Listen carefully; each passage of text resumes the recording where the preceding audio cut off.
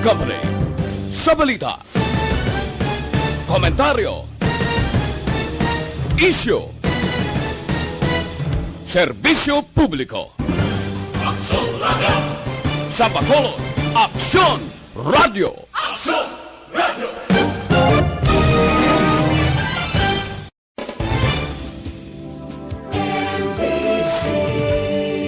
Manila Broadcasting Company. Sa balita, komentaryo, isyu, serbisyo publiko. Aksyon Radio! Sa Bacolod, Aksyon Radio! Aksyon Radio!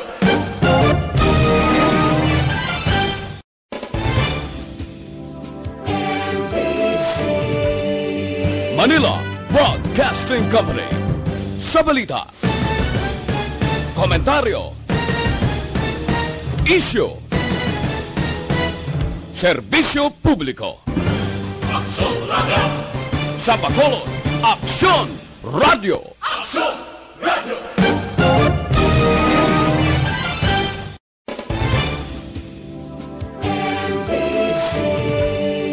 Manila Broadcasting Company. Sa balita, komentaryo, isyu, serbisyo publiko. Aksyon Radio! Sa Bacolod, Aksyon Radio! Aksyon Radio!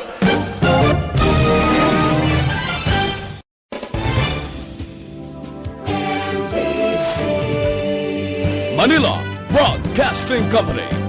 Sa balita, komentaryo, isyu, serbisyo publiko. Aksyon Radio! Sa Bacolod, Aksyon Radio! Aksyon Radio! Radio Philippine Standard Time, las 6:36.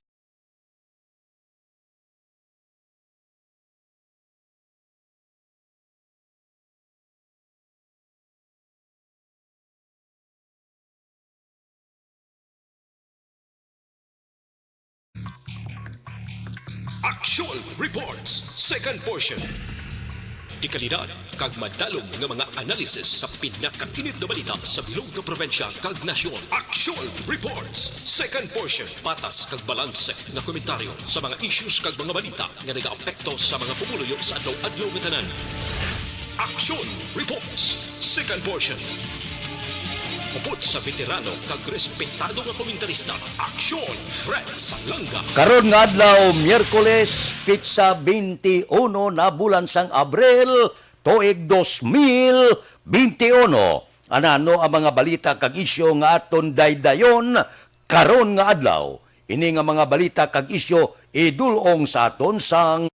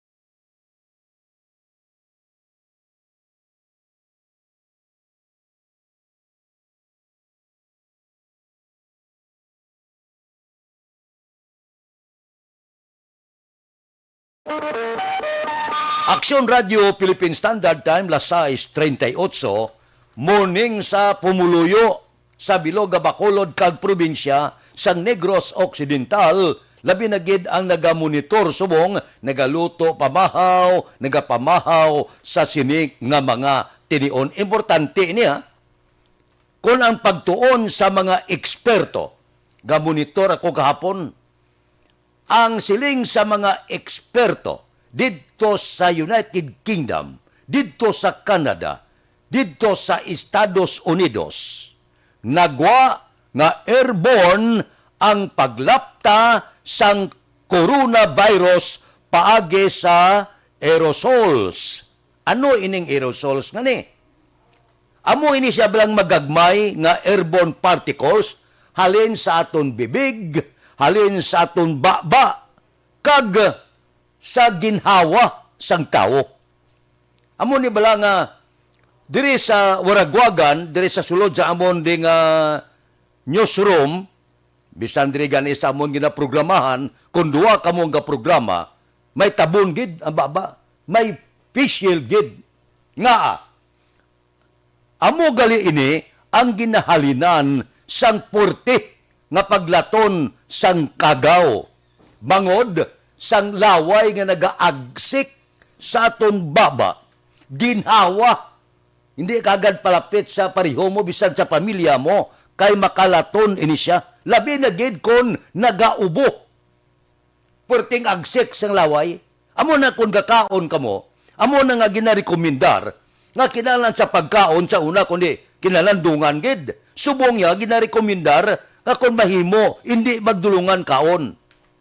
Kagnung kagid, nga mag-ubo, mangatsi sa tubangan sa pagkaon, kay diri gali-galin ang kagaw, halin sa agsik sa laway, ubo, ginhawa, halin sa baba, bisan pa sa sulod sang aton panimalay. Kag mind yo, siling sa pagtuon sa mga eksperto, kung pamatian ta ang profesor sang Colorado, Jose Luis Jimenez, 20 kabises, nga sarang malatnan ang isa katao, labi na gid delikado. Hindi pa ganito man kadelikado sa gwa kung wala ka lang gaupod sa grupo. Mas delikado sa sulod sang puluyan. Bangod sa sulod sang puluyan, kalabanan wala face mask, nagasalig nga ang pamilya mabakod. So arada ang hutik-hutik, agbayanay, halok-halok, iban pa sa pagkaon ubo, wala kag tuo. Kag nung kagid, nga kung may ubo ka, hindi kagid magulit. Bisan sa imo siniasawa, bisan sa imo kabataan. Kay sigurado, porti ini maglaton.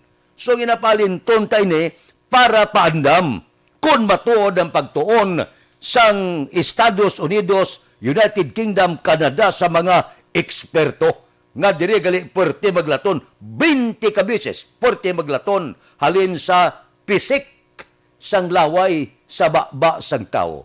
Ubo kag iban pa. So, tandaan ta, ekstra nga pagalong, wala kita perdihon kung tumanon ta kag sundon ining pangabay sa mga eksperto. Aksyon Radio Philippine Standard Time las 6:42. Mabalik kami pagkatapos ini.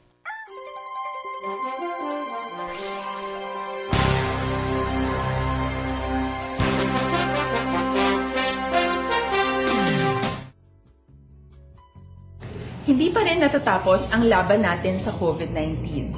At sa labang ito, isa sa pinakamahalagang armas natin ang tamang impormasyon.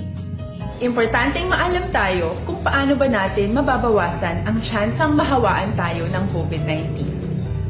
Pero, ano nga ba ang alam natin ngayon tungkol sa pagkalat ng COVID-19? Base sa kasalukuyang pag-aaral, ang COVID-19 ay sumasama sa droplets sa tuwing may umuubo, bumabahing, kumakain, nagsasalita, o kahit sa paghinga. Kadalasan, hindi natin namamalayan ang pagtalsik ng mga droplets na ito dahil hindi sila nakikita.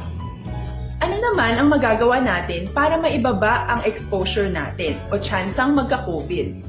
Kailangan nating maibaba ang exposure mula sa virus tuwing nakikipagsalamuha tayo sa iba. Isa sa pinakamainam na tool ang face mask upang mabawasan ang ating exposure at ang pagkalat ng COVID-19. Kaya naman, face mask ang bida topic natin for today. Binabawasan ng mask ang tsansang makahawa at makapanghawa tayo sa ibang tao. Ayon sa current studies, kaya nitong bawasan ang ating risk of infection ng 67%. Ngayon, napakadami ng face mask na available para sa atin. Ika nga options, options, options. So, how do you get to decide which one to use? I-ready ang inyong mga phone at i-screenshot ang mga comparison na ito ng iba't ibang mask.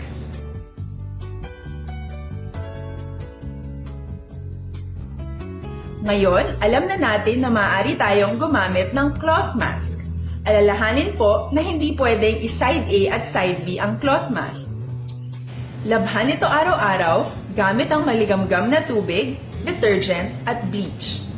Para naman po sa mga medical or surgical mask, tandaan na hindi ito maaaring i-recycle. Itapon na ito pag madumi na, basa na o gamit na.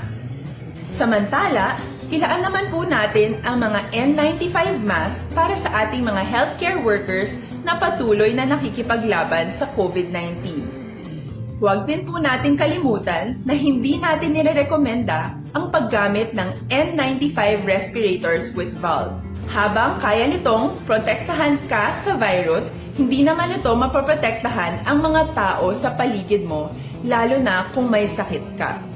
Of course, face masks are not enough to protect us. It should still be coupled with other preventive measures.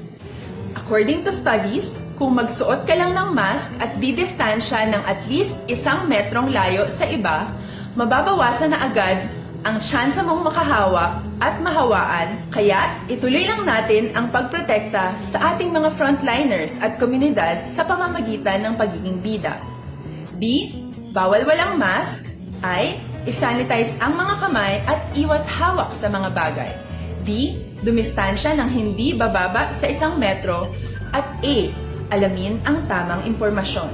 Lahat tayo ay may responsibilidad sa isa't isa na bawasan ang risk nating makuha ang virus.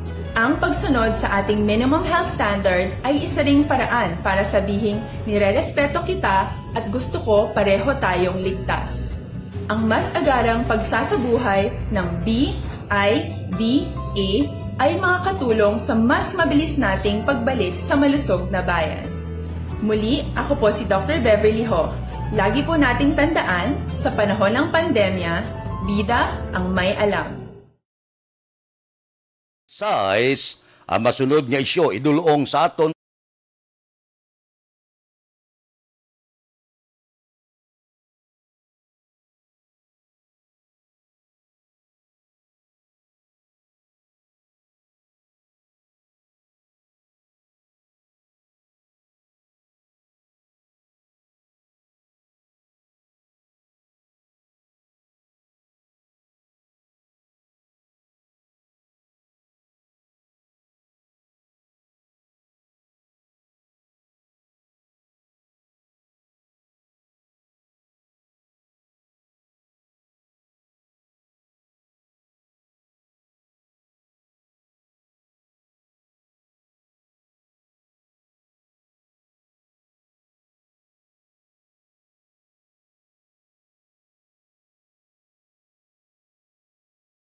City. Kontrobersyal man nino, hindi lang community pantry nga ni.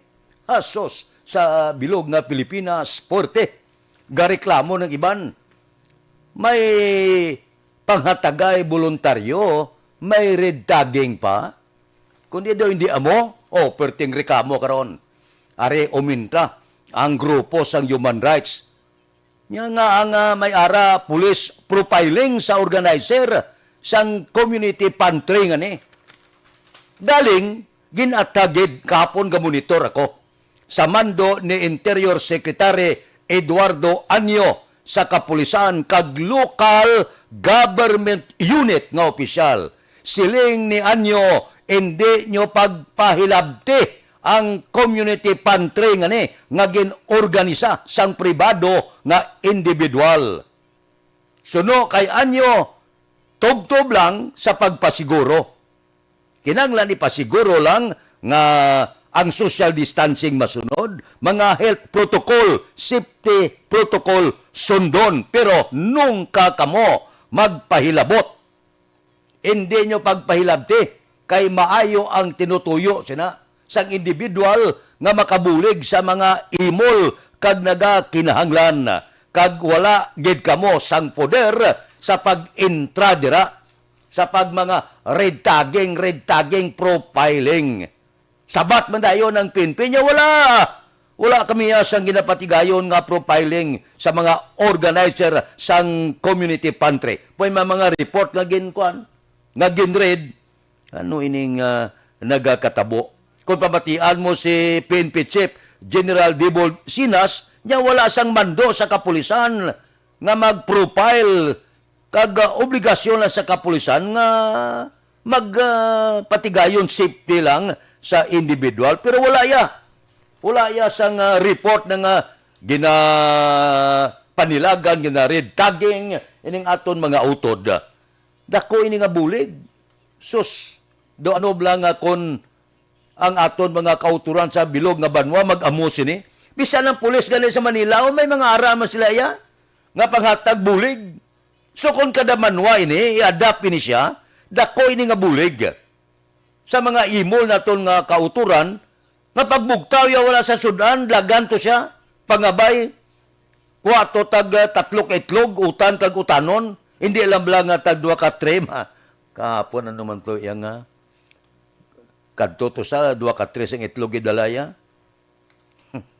Hindi naman magamuna, hindi kita, nagistagayuhom lang kumunin, ka mga bintahuso bala. Mga utod naton, ginatagaan na kita bulig, hindi man kita mamintaha. Dalon talangang aton butang ko, may 5 kabataan da. Bisan magkuha ka da sang 7 itlog, okay lang na, utan, ang 2 ka 3 mo yung alason, hindi naman na amo nga, tapos mangiret ka pa imo. Ang guwas na do, damol kaguya. Ang ato niya punto ka simple, para inis na tanan nga nagakinanglan. Share bala, kay gintukod ini sa mga organizer, palagi man ibulig mo. Kag may ngalan na sila, kuha lang sang masarangan, ang husto lang, hindi pa patara, gina may ngalan da. Lagan kay mo daya, uruto no panghakot na butang da, do hindi naman amo. Wala man tagasiling nga gadin lang ka, pero sobra na ya. Mga hakwaton mo tanan, pila pa na kapamilya makapulos, uruton mo yung hakot daw, hindi amo. No? So, uminit ini nga isyo, kabay pa nga updan naton ini. Hindi lang patagaan Malaysia. Bisan diin nga lugar kung tukuron ini siya, buligan ta. Kung mutangan mo tanod, mas mayo pagid. Kung mutangan mo pulis, mas nami na gid, no? Para nga mamintin naton ang mga social distancing, mga health protocol nga ginapatigayon, kag hindi pagtagaan na wala ga face mask, wala ga face shield, mo na ya ang obligasyon. Pero suma total updan ta ini. Kay madamo ang nagakinanglan, luyag naton kag sa hindi, madamo ang pigado, madamo ang isa kadlaw, kadua magkaon lang, kay wala na tigangon, ti dako ini nga bulig para sa aton mga utod. No? Hindi man ninyo paggagad sang teleskopyo, mga red tagging, kag iba na. Pero kapanginwala man ang kapulisan. Kag sa aton mga utod, palihog lang, ang hustuhan lang. Hindi kita mamintaha. Ang ginpamintaha mo, makaon pa ina sang upod nimo kag sa kaingod nimo. Aksyon Radio Philippine Standard Time lasay 52. Mabalik kami pagkatapos ini.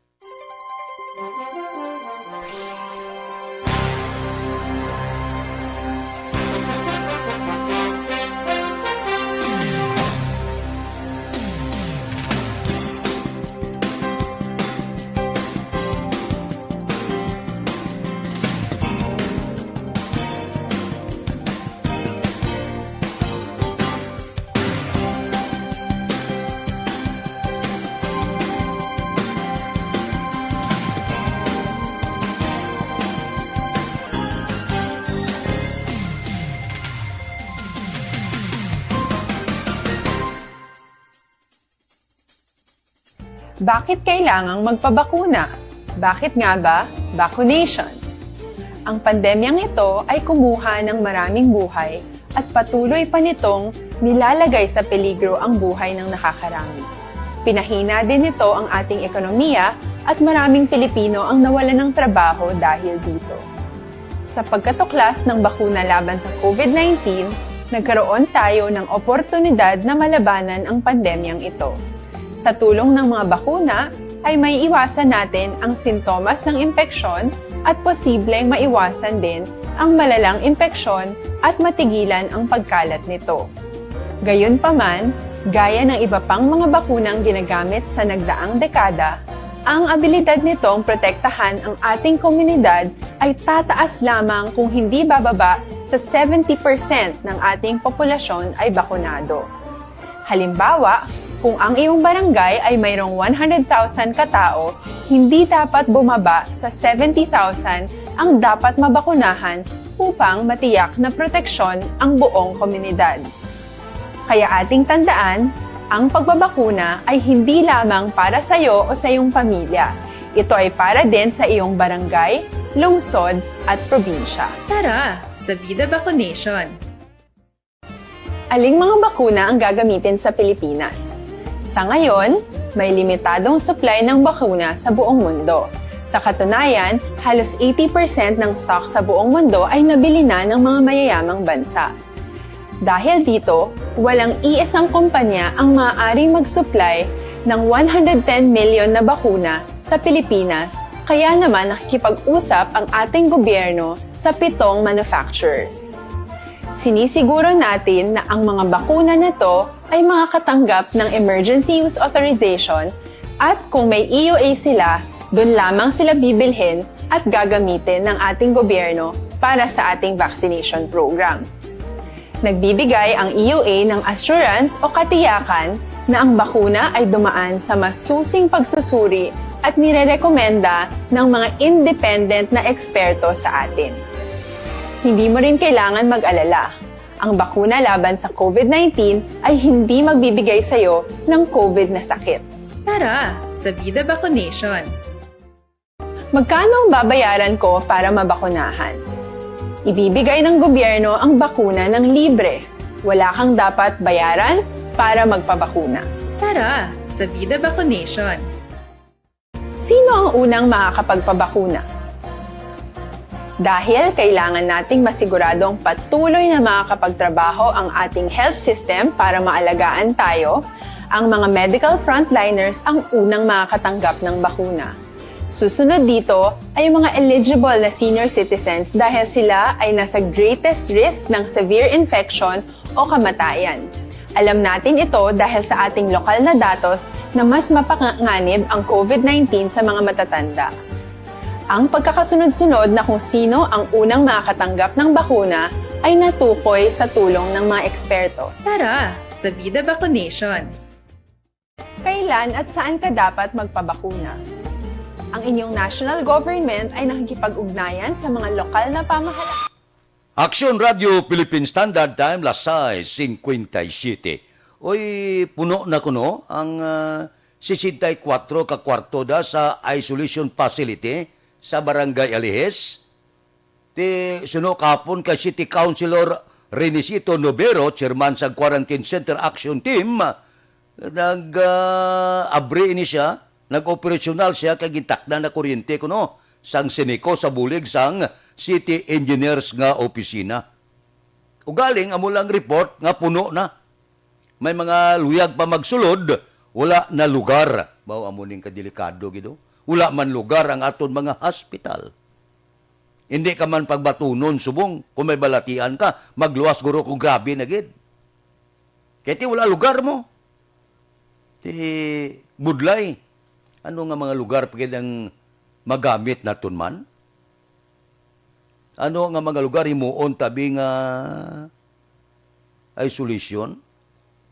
Do gutok na tanan, no? Luoy bla ko sa pilata ka mga kilala, gaapila man ti hindi man kita iya makamando da sa ospital, sorry gid. Kadamo sa nga tawag sa aton niya ti hindi kami gili kasulod sa ospital, ang amon pasyente ra sagwa. Ginakarga na mo niya sa lisikol, sa lakyan, hindi kami papasudlon, wala na kuno lugar. Ti, kisa batyag man takaluoy lang ko, ti abi anong mahimo, tas na.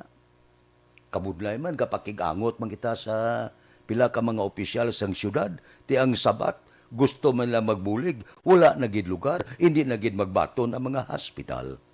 So mo nang siling ko bala, halong lang, nga hindi kita magbalatian. Kay kung magbalatian ka subong, labi na gid ko medyo lala, kag medyo serious, delikado. Basi mapugday ka lang sa gwa sa ospital, hindi ka pa kasulod. So halo nga, amo lang naman panugyan naton, hindi man kita kaintra mo sa trabaho sa ospital. Hindi makita kasiling nga batunon sa pribado nga ospital kay negosyo na ya. Hindi ka na kasulod kung ka kwarta. So, ang himuon nato, ang advice ko sa inyo, halong sa lawas, halungan naton nga hindi magbalatian, kay kung subo nga tsimpo magbalatian kita, nga imol kita, mapiyong lang mata mo, hindi ka kasulod sa ospital, diretso ka na lang sa sementeryo. Aksyon Radio Philippine Standard Time Lasay, 59. Mabalik kami pagkatapos ini.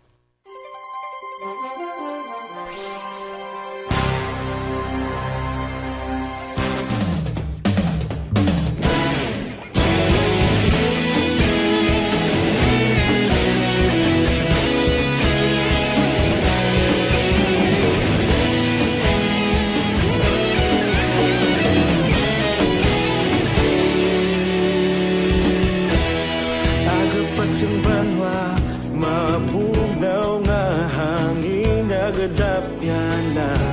Ikaw na ang ginapamatian namon ginasandigan. Tingog sang probinsya, kamatuuran ginapalap na.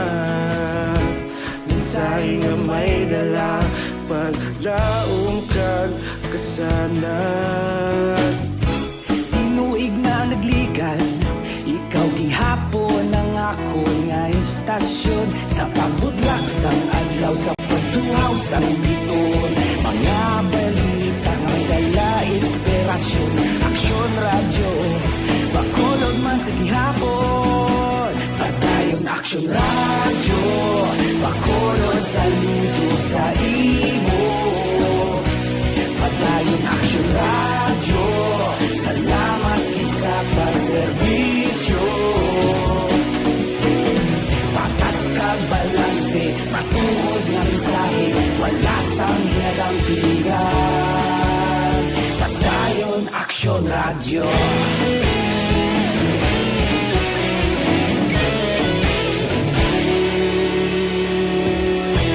Pagkulunyon kag negrosanon, inyong nga pamatian. Istasyon nga nagapalaplag sang kamatuuran.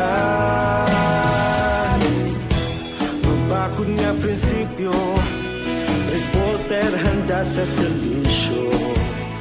Kahapon, karon kag sa gihapon, kita magapadayon. Tinuig na nagligan, ikaw gihapon ang ako nga istasyon. Sa pagbutlak sang adlaw, sa pagtuhaw sang biton, mga balita na may dala inspirasyon. Aksyon radyo, bakolon man sa gihapon. Padayon Aksyon radyo, bakolon saludo sa imo. Padayon Aksyon radyo, salamat sa pagserbisyo. Patas kag balanse, matuod na mensahe, wala sa ginadampigan. Padayon Aksyon radyo. Una sa balita, una sa aksyon, sa Bacolod Aksyon Radio. Una sa balita, una sa aksyon. Aksyon Radio Philippine Standard Time, Las 7:02. Ang mga balita kag isyu gidulong sa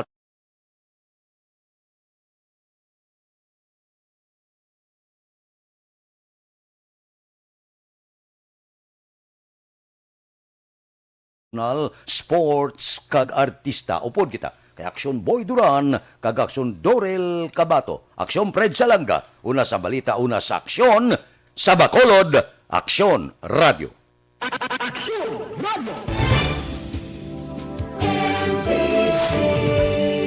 Manila Broadcasting Company. Sa balita,